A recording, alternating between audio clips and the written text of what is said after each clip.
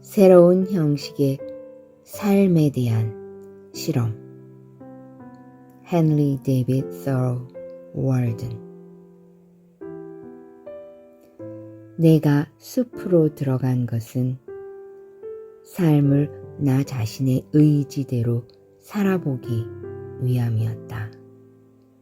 다시 말해 오직 삶의 본질적인 문제들만을 마주하면서 삶이 가르쳐주는 것들을 내가 배울 수 있는지 알고 싶어서였다. 그리하여 마침내 죽음을 맞이했을 때 헛되이 살지 않았노라고 깨닫고 싶었기 때문이다. 산다는 것은 그토록 소중한 일이기에 나는 진정한 삶이 아닌 삶은 살고 싶지 않았다. 하버드 대학교를 졸업하고 교사, 목수, 측량 기사를 거쳐 아버지의 연필 공장의 일을 돕던 소로우는 미국의 70번째 독립기념일인 1845년 7월 4일 손수레에 단출한 침을 싣고 월든 숲으로 들어간다. 그때 그의 나이 28세였다. 몇 달에 걸쳐 손수 지은 방 한 칸짜리 미완성 오두막에 최소한으로 필요한 물건 몇 가지를 들여놓고서 소로우는 새로운 형식의 삶에 대한 실험을 시작했다. 자연의 이해찬과 문명사회에 대한 통렬한 비판을 담은 월드는 2년 2개월 2일에 걸친 그러한 삶의 실험 보고서이다. 세상의 소음으로부터 멀리 떨어진 곳에서 소로우는 직접 밭을 갈며 사색과 독서, 산책으로 채워진 하루하루를 보냈다. 그는 이단아로 취급당했고 그의 삶의 태도는 더 많이 소유하기를 원하고 더 발전된 물질 문명을 희망하는 동시대인들로부터 그다지 환영받지 못했다. 부와 명예를 쫓아 신대륙까지 흘러들어온 유럽인의 욕망은 끝을 몰랐다. 그들이 만들어낸 문명과 세계관이 전쟁을 부르고 노예제를 낳고 자연을 파괴하고 원주민인 인디언들까지 몰아냈다. 모두가 인간의 끝없는 이기심과 욕망이 불러일으킨 결과였다. 단순하고 간소하게, 독립적으로, 무엇보다 건강한 삶을 가꾸어 나가는 것이 소로우가 생각하는 행복의 조건이었고 월든 숲은 이를 실천할 수 있는 최적의 장소였다. 월든 곳곳에는 그가 왜 문명과 사회를 등지고 고집스럽게 자연 속으로 들어가야 했는지 그만의 고뇌와 이유가 절실한 문장으로 아로새겨져 있다.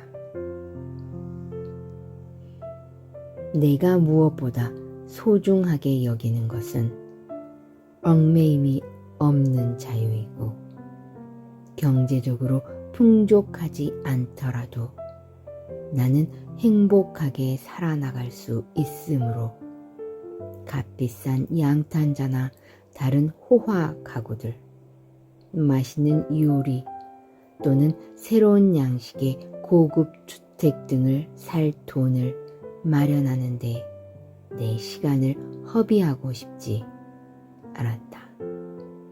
만약 이런 것들을 얻는 일에 하등의 거리낌을 느끼지 않고 또 일단 얻은 다음에 그것들을 사용할 줄 아는 사람들이 있다면 그들이나 실컷 그런 것들을 조치라고 하라.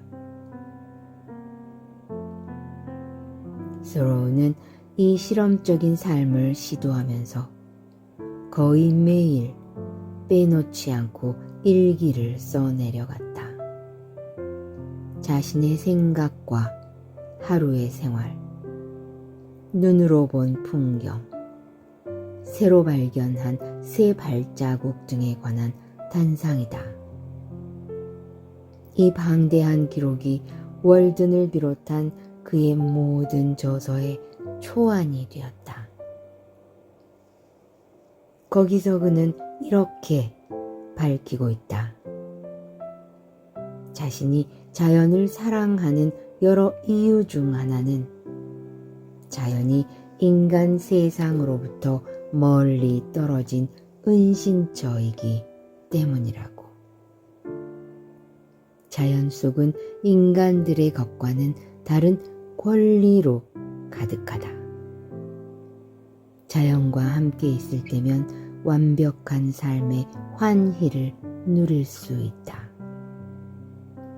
만일 이 세상이 온통 인간의 것으로만 채워져 있다면 우리는 기지개를 켤 수 없을 테고 모든 희망도 사라질 것이다.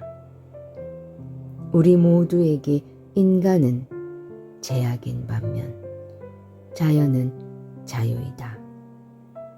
인간은 우리로 하여금 또 다른 세상을 그리워하게 만들지만 자연은 우리를 이 세상에 만족하게 한다.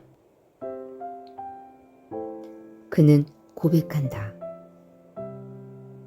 강뚜기를 환하게 비추는 햇볕의 따뜻함을 느낄 때, 황금빛 모래를 헤치고 드러난 붉은색 흙을 바라볼 때, 부스럭거리는 마른 잎 소리와 개울에서 눈이 녹아 똑똑 떨어지는 소리를 들을 때, 나는 내가 영원의 상속자임을 느낀다.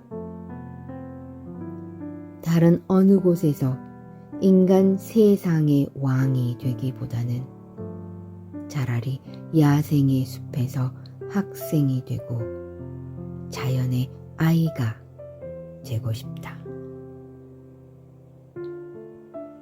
길이 약 800m, 둘레 2.8km인 월든 호수는 소로우의 표현대로 수수한 크기에 매우 아름답기는 하나 웅장하다고는 할 수 없다. 자주 와본 사람이나 살아본 사람이 아니고서는 깊은 관심을 갖지 않지만 무척 깊고 맑기 때문에 자세하게 묘사할 만한 가치를 지니고 있다고 소로우는 뛰어난 관찰자의 눈으로 이야기한다. 그러나 월드는 자연 생태계의 뛰어난 묘사에 그치지 않는다.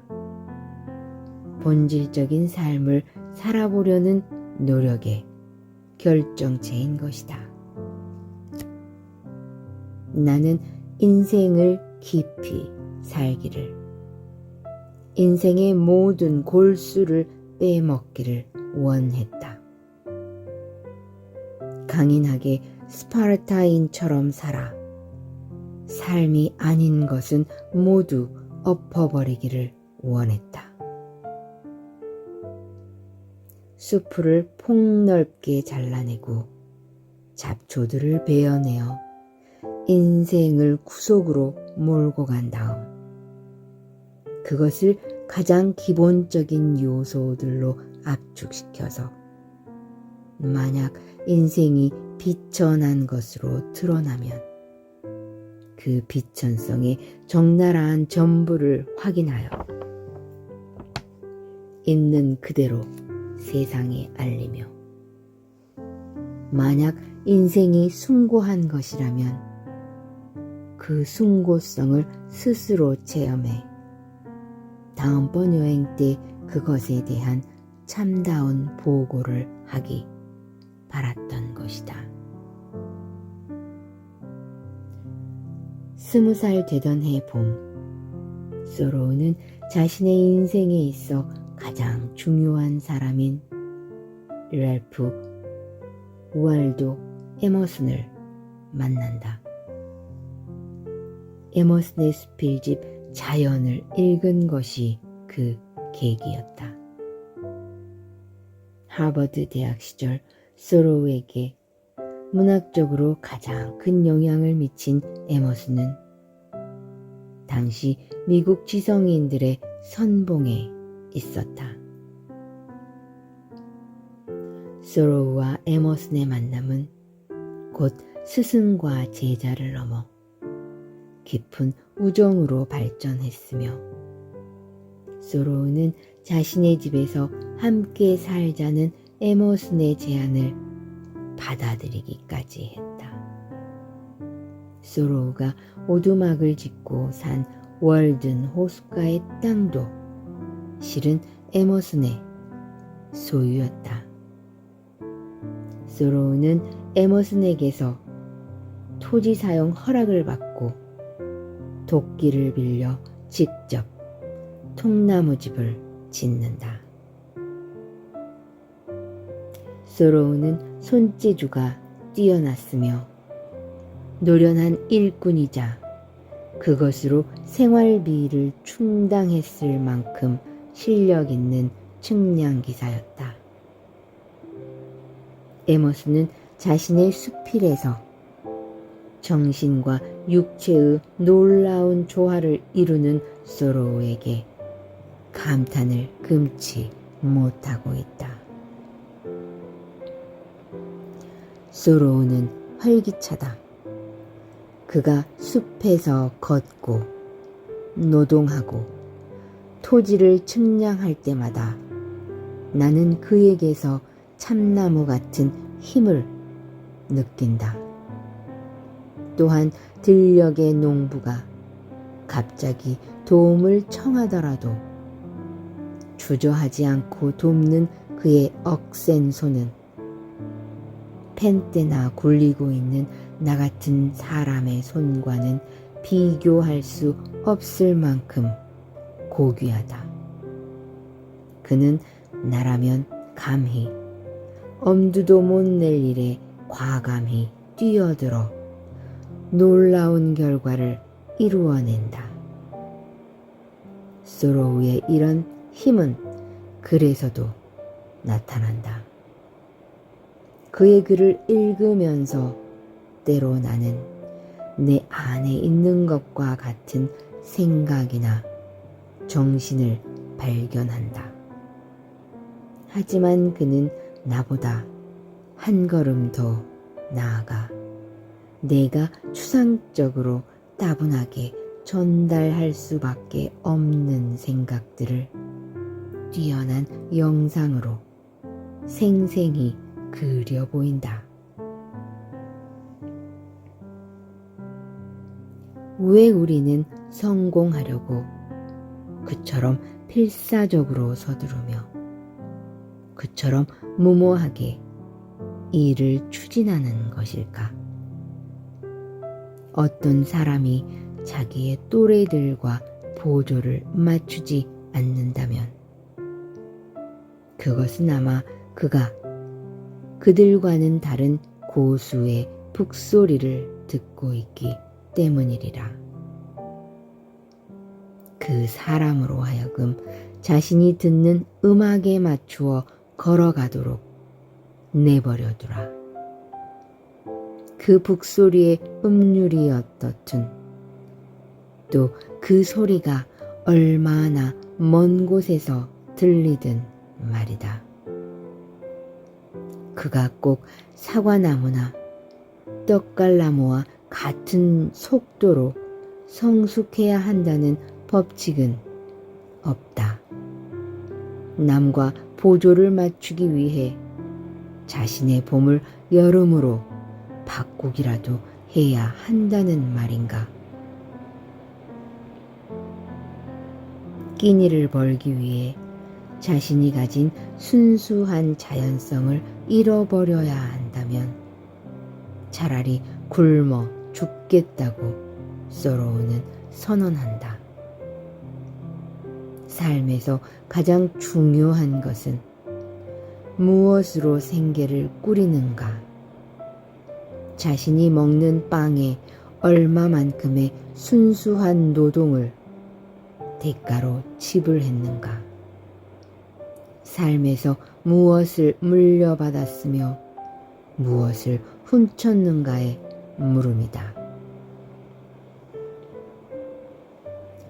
자신이 먹을 것은 자신의 손으로 재배해야 한다는 것이 소로우의 원칙이었다. 걸음도 주지 않은 채 삽만을 연장으로 쓰는 그로서는 수확량이라고 해봐야 보잘것없는 것이었다. 하지만 소로우는 자신의 원칙을 지키며 주변에 척박한 땅을 갈아 감자와 콩, 순무 등을 길렀다. 논밭에 하루 종일 서 있는 허수아비에게 나눠줌 없이 농부가 모든 수확물을 가져가는 것에 의문을 제기할 정도로 소로우는 순수한 노동의 대가로서만의 끼니를 인정했다. 나는 천국에 가더라도 내가 먹는 빵은 내가 굽고 내가 입는 옷은 내가 빨 수 있게 되기를 바란다. 만약 우리의 낮과 밤이 기쁨으로 맞이할 수 있는 그런 것이라면 우리의 인생이 꽃이나 방향초처럼 향기가 난다면 또 우리의 인생이 보다 탄력적이 되며 보다 별처럼 빛나고 보다 불멸에 가까운 것이 된다면 우리는 크게 성공한 것이다. 그때 자연 전체가 우리를 축하할 것이며 우리 역시 스스로를 시시각각으로 축복할 이유를 갖는다. 소로우는 하버드를 졸업할 때 졸업장을 위한 수수료 1달러를 내기를 거부했다. 졸업장이 양가죽으로 만든 것이기 때문이었다. 양가죽은 양들이 갖고 있도록 내버려 두라고 그는 말했다. 문명사회를 떠나 자연 속에서 자주적인 삶을 실천하는 것이 그의 목표였지만 한편으로 그는 인간사회의 부조리에 강하게 저항했다. 대학을 갓 졸업한 소로우는 콩코드시의 한 중학교에서 교사 생활을 시작했으나 2주 만에 사표를 던진다. 학생에게 체벌을 가하는 학교의 방침에 동의할 수 없다는 것이 그 이유였다. 소로우는 학생에게 매를 드는 대신 말로 타이르겠다며 자신의 입장을 고수했다. 그러나 며칠 후 학교 운영 위원회는 소로우의 교육 방식에 항의하며 학교 방침에 따라줄 것을 강요했다. 하는 수 없이 그는 방과 후에 6명의 학생에게 체벌을 가해야만 했고, 이는 자신의 양심을 속이는 일이었다. 죄책감에 시달리던 그는 다음날 학교장에게 학생을 매질해야 한다면 차라리 교사직을 그만두겠다는 편지를 남기고 학교를 영원히 떠난다. 첫 직장을 나오며 소로우는 교육에 대한 자신만의 철학을 세웠고, 교실 안에서의 배움과 가르침에 국한된 교육제도를 개탄했다. 그의 눈에 비친 현실의 교육은 자유롭게 굽이치는 시냇물을 밋밋한 도랑으로 만드는 작업이었다. 소로우는 노예제도에 강력하게 반대했으며, 미국 정부가 새롭게 인두세를 제정하자 세금 납부를 단호히 거부했다. 그 돈이 노예를 사는 데 쓰이는지 아니면 사람을 죽이는 총을 만드는 데 쓰이는지 알 수 없다는 것이 거부 이유였다. 어느 날 오후, 소로우는 수선을 맡긴 신발을 찾으러 월든 호수를 떠나 마을로 나왔다가 세금 징수원과 마주친다. 그가 세금을 내지 않으면 당장 잡아 가두겠다고 협박하자 소로우는 지금 당장 잡아 가두라고 응수했다. 그러자 징수원은 지체하지 않고 그를 콩코드 감옥에 가두었다. 소식을 들은 에머슨이 감옥이라는 새로운 은신처에 기거하고 있는 소로우를 찾아와 물었다. 자네는 왜 이곳에 있는가? 소로우는 대답한다. 당신은 왜 그곳에 있습니까? 소로우의 의사와는 관계없이 그의 고모가 세금을 납부해 버림으로써 그의 의미 있는 저항은 하루 만에 막을 내린 듯 보였지만, 소로우는 이를 계기로 자신의 대표적인 저서 시민 불복종을 쓰게 된다. 월든 호숫가에서의 생활의 화두는 처음부터 끝까지 간소함과 단순함이었다. 그러나 그는 스스로를 가난하지 않다고 말했다. 화창한 날이나 여름날을 아낌없이 썼을 때의 그는 정말 부자였으며, 고독과 가난 자체만으로도 풍성한 삶을 살았다.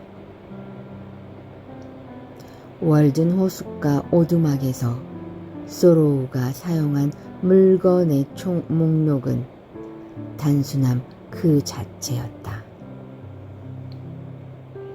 1인용 나무 침대, 식탁, 나무 책상, 나무 의자 셋, 직경 8cm의 거울, 부젓가락과 장작 받침쇠, 솥, 나이프 둘, 포크 둘, 접시 셋, 컵 하나, 스푼 하나, 기름병, 단풍 시럽 단지, 오칠한 일본식 램프. 그의 전기를 쓴 헨리 솔트에 따르면 소로우는 찌그러지고 비바람에 색이 바랜 갈색 모자를 썼으며 옷이 찢어지면 기워 입었다. 외모를 치장하는 데는 한 푼도 쓰지 않았다. 그는 옷에 자신의 성격이 스며들어 점차로 옷이 몸의 일부처럼 되기를 바랐다. 화려하고 깨끗한 옷을 자신의 몸에 걸어두는 존재가 되고 싶지 않았다. 식생활도 마찬가지였다. 월든에 머무는 동안 그의 식단은 쌀, 거칠게 간 옥수수 가루, 감자가 전부였다. 음료로는 물만 마셨다. 밀과 옥수수 가루로 직접 빵을 구워 먹었다. 소로우의 글들은 그 자신의 표현대로 서재와 도서관, 심지어 시인의 다락방 냄새조차도 나지 않고 오직 들판과 숲의 냄새만 난다. 또 지붕을 덮지 않은 툭 트인 하늘 아래 별쳐놓고 사계절 비바람을 맞도록 만든 야생의 책이어서 어떤 서가에서도 보관하기 쉽지 않다. 1947년 소로우는 월든 호숫가에서의 생활을 정리하고 사회 속으로 돌아갔다. 숲에서 나온 이유를 그는 다음과 같이 말한다. 나는 숲에 들어갈 때와 마찬가지의 중요한 이유로 숲을 떠났다. 내 앞에는 살아야 할 또 다른 삶이 남아있는 것처럼 느껴졌으며 그래서 숲에서의 생활에는 더 이상의 시간을 할애할 수 없었다. 자신도 느끼지 못하는 사이에 얼마나 쉽게 어떤 정해진 길을 밟게 되고 스스로를 위해 다져진 길을 만들게 되는지 그저 놀라울 따름이다. 나는 편히 선실에 묵으면서 손님으로 항해하는 것보다는 차라리 인생의 돛대 앞에서 갑판 위에 있기를 원한다.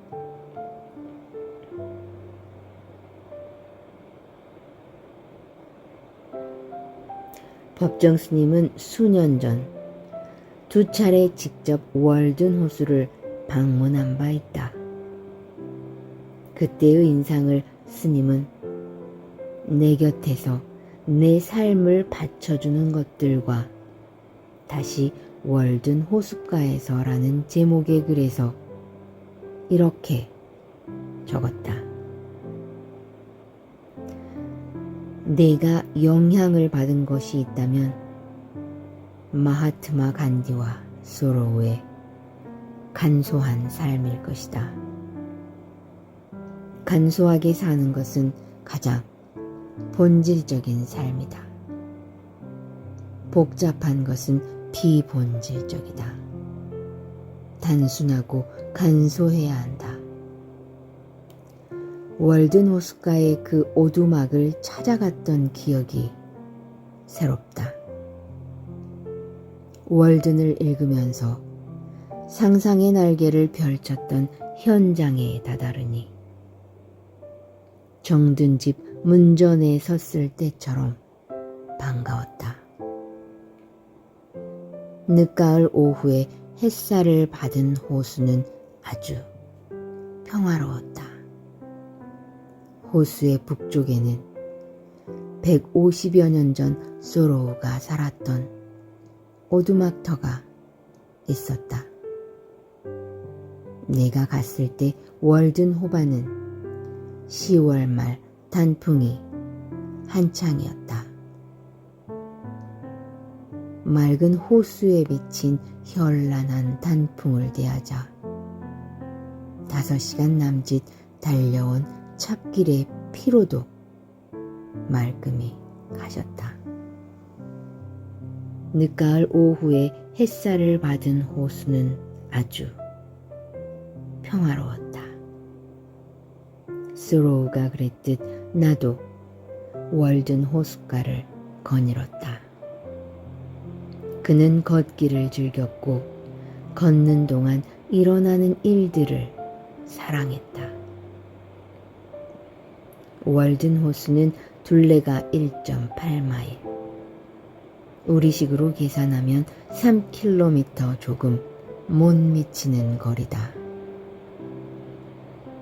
평일인데도 호반에는 드문드문 방문객들이 있었다. 그 현장에서 월든을 읽는 여인도 있고 고무보트를 타고 한가로이 낚싯줄을 들이운 사람도 눈에 띄었다. 차가운 호수에서 수영을 하는 사람도 두엇 있었다. 공원을 관리하는 사무실 곁에 오두막 그대로의 모형을 지어놓았다. 출입구 맞은편에 벽난로가 있고 좌우 양쪽에 큰 들창이 있다. 소로우가 장만한 가구 중 일부는 그가 직접 만든 것이다. 단칸집 한쪽에 나무 침대가 있고 탁자와 책상이 들창을 향해 놓여 있다. 의자도 3개 있다. 커튼은 그 집에 필요가 없었다. 소로우의 표현을 빌리자면 해와 달 이외에는 밖에서 들여다볼 사람이 없기 때문이다. 콩코드의 한 숙소에서 자고 이튿날 다시 월든을 찾았다. 이른 아침에 월든은 전날 석양에 보던 것과는 다른 분위기였다. 아침 호수는 정신이 바짝 들 만큼 신선하다. 남향인 오두막터에서 수목 사이로 바라보이는 월드는 아름다웠다. 오두막은 호수에서 100m쯤 떨어져 있고 둘레가 낮은 언덕으로 되어 있어 내가 만약 집터를 잡는다 하더라도 바로 이 지점을 골랐겠다는 생각이 들었다. 그는 오두막 가까이에 모래 섞인 땅을 갈아 강낭콩을 심고 한쪽에 감자와 옥수수, 완두콩과 무 등을 가꾸었다. 그는 달빛이 밝은 밤이면 호숫가의 모래톱을 거닐기도 하고 플루스로 주변 숲의 메아리를 깨우기도 했었다. 어느 날 일기에 그는 이렇게 써놓았다. 오늘 저녁 나는 월든 호수의 보트를 띄우고 앉아 피리를 불었다. 콩코드 박물관에는 얼마 되지 않는 그의 이웃품이 전시되어 있는데 책상과 의자와 침상과 이연필, 눈 위에 싣는 설피, 그리고 그가 불었던 피리도 함께 있다. 소로우는 체구가 크지 않았던 것 같다. 침상이며 의자와 책상이 표준치보다 작다. 소로우는 하루에 4시간 이상 걸었다고 한다. 그는 산책이라는 글에서 이렇게 말한다. 온갖 세속적인 얽힘에서 벗어나 산과 들과 숲속을 걷지 못한다면 나는 건강과 영혼을 온전하게 보존하지 못할 것 같다. 2년 2개월 동안 월든 숲속에서 지낸 이 기간이 소로우의 인생에서 가장 의미 있고 아름다운 시기였다. 그는 학생으로서 월든에 갔었지만 그곳을 떠나올 때는 스승이 되어 있었다. 헨리 솔트는 말한다. 그가 콩을 심고 콩밭을 매는 일은 자연을 배우고 삶을 배우는 과정과 다름이 없었다. 그런 의미에서 그가 전 미국을 위해 공적인 일을 하여 남길 수 있었던 것보다 월든을 씀으로써 인류에게 남긴 유산이 훨씬 더 훌륭한 것이었다. 소로우의 생활 신조를 한마디로 표현하면 이렇다. 간소하게 살라. 그대의 일을 2가지나 3가지로 줄일 것이며 100가지나 1000가지가 되도록 하지 마라. 자신의 인생을 단순하게 살면 살수록 우주의 법칙은 더욱더 명료해질 것이다. 그때 비로소 고독은 고독이 아니고 가난도 가난이 아니게 된다.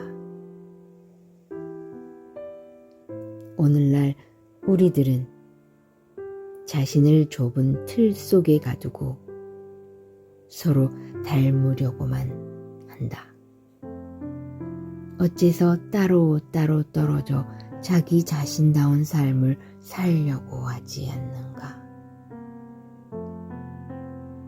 소로우처럼 각자 스스로 한 사람의 당당한 인간이 될 수는 없는가? 스님은 또 이렇게 덧붙였다. 제2차 세계대전 후 미국을 비롯한 세계의 젊은이들 사이에서 그에 져서 월든이 성경처럼 널리 읽혔다는 사실은 그의 현존을 말해준다.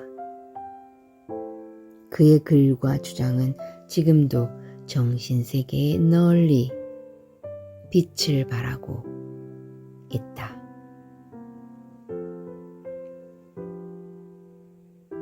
1854년 보스턴의 티크놀 앤 필즈에서 첫 출간된 월든 혹은 숲속의 생활은 훗날 저자인 소로우에 의해 월든으로 제목이 수정되었다. 초판본 표지에는 소로우의 누이 동생 소피아가 그린 월든 호숫가의 오두막 그림이 실렸다.